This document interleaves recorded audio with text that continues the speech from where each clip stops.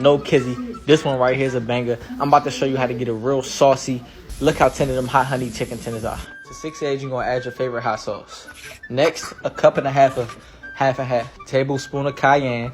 Smoked paprika. Himalayan salt. Pickle juice. Mix that well and let it sit for 30 minutes. To a mixing bowl, 3 cups of flour. A cup of cornstarch.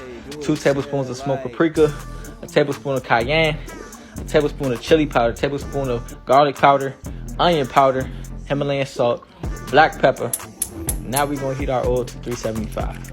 Take your marinade, pour it into the bowl. We're going to use that for the batter. We're going to dip the chicken into the flour, back into the marinade, and back to the flour, and let that rest for 5 minutes. Boom. Now that our oil is at 375, it's going to get our chicken tenders real crispy, golden brown, just the way we like it. We're going to go ahead and get our sauce together. Half a cup of honey, half a cup of hot sauce. Put that on the microwave. Get it real juicy. Brush that on top of your tenders. Get it real saucy. Drop a little more on top. Let's get it.